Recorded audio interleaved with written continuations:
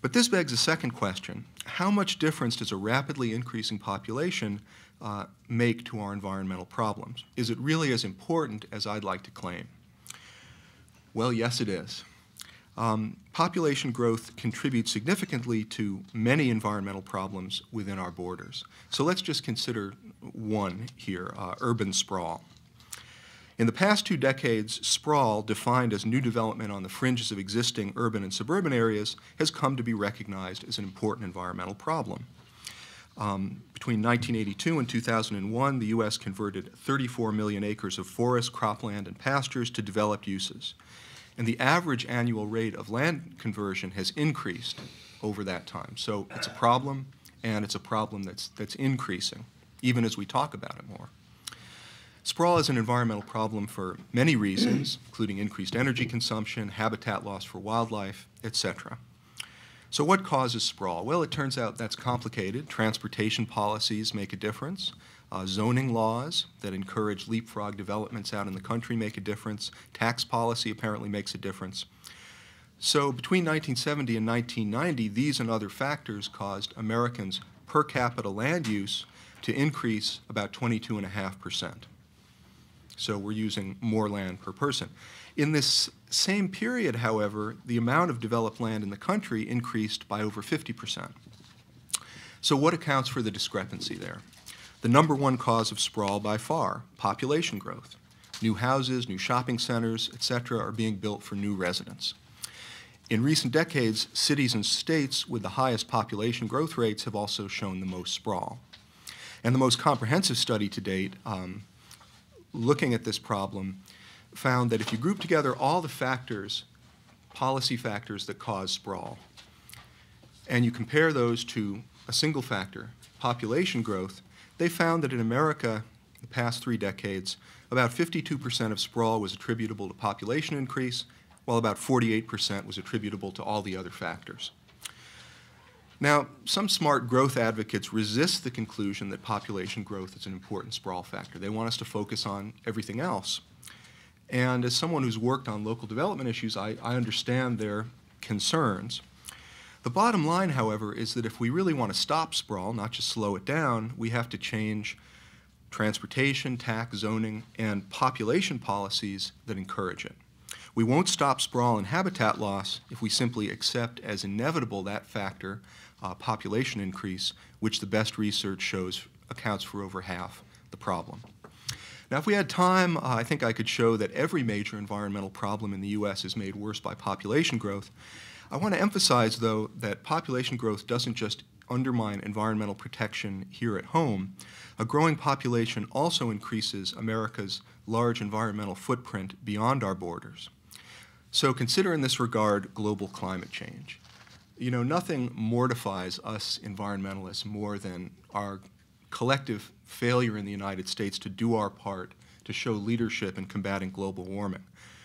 It's really the most important environmental challenge facing the world in the 21st century.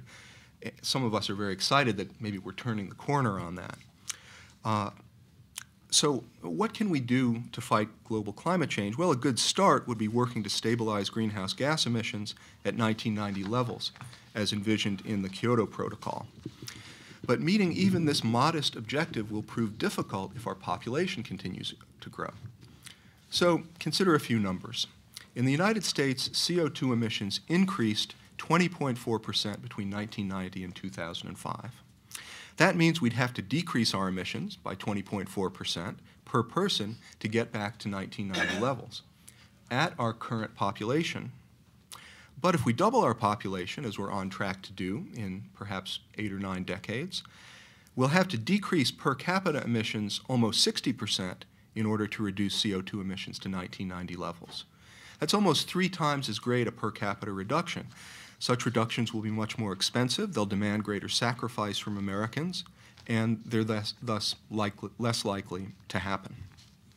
Steve, how am I doing on time? I don't want to... You got another 5 minutes. Another 5 minutes, okay. So at this point, a critic might respond, well, wait a second. We should cut our carbon emissions. We can cut them 60% or even more.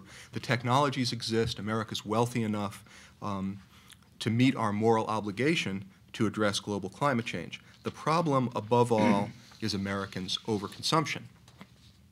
And I agree with that. I think limiting our consumption of fossil fuels has to play an important role in addressing climate change. And we could talk about all the ways that we could do that. Higher fuel economy standards, more efficient heating and cooling in our buildings, etc.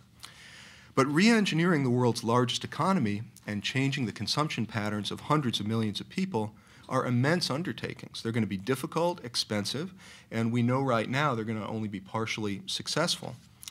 If Americans are serious about doing our part to limit global climate change, the multiplier effect of population growth is too important to ignore.